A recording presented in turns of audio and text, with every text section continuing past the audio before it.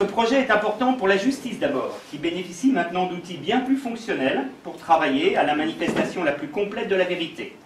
Elle a d'ailleurs commencé à le faire puisque des auditions ont déjà eu lieu dans cette unité, cette UNJ nouvellement équipée. Positif, ce projet d'UNJ l'est également pour l'équipe de l'unité qui peut prendre en charge de jeunes victimes et accomplir sa tâche dans des conditions optimales.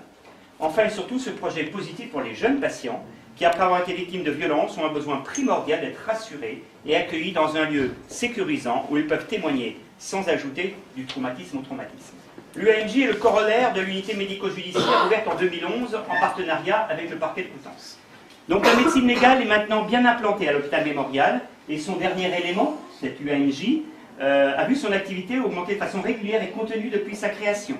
La médecine légale, c'était 87 actes de médecine légale du vivant en 2011, c'est 430 maintenant en 2013.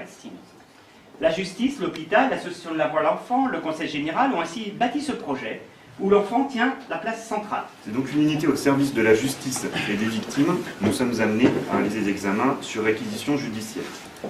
La spécificité de l'unité saint-loise est basée sur un principe de mobilité du médecin sur le département.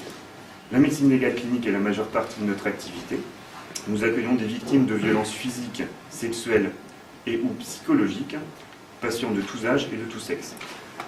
Nous avons également développé une consultation de victimologie à partir du constat que certaines victimes restaient en marge du système, parce qu'elles n'osaient pas consulter un service d'urgence ou leur médecin généraliste par peur du jugement. Cette consultation offre donc la possibilité de réaliser un constat médical chez des patients qui n'ont pas encore décidé d'engager une démarche judiciaire. Ça permet une traçabilité pour un dépôt de plainte ultérieur. C'est une consultation anonyme et confidentielle, avec un accès libre sans réquisition judiciaire. Le bilan d'activité est très positif depuis la création de l'UMJ, avec une évolution exponentielle, puisque 721 actes de médecine légale ont été réalisés en 2014, avec une nette majorité d'activités de médecine légale du vivant, puisque c'est 83% de notre activité. Pourquoi une UMJ ? La loi prévoit que les mineurs victimes d'infractions à caractère sexuel fassent l'objet d'un enregistrement audiovisuel durant leur audition judiciaire. Jusqu'à présent, ces auditions étaient réalisées dans les bureaux d'officiers de police judiciaire, au sein des brigades de gendarmerie et des commissariats de police. C'est donc une volonté forte du parquet de Coutances de créer ce type d'unité sur son ressort. Ça permet de favoriser la parole de l'enfant dans un environnement propice, neutre, apaisant.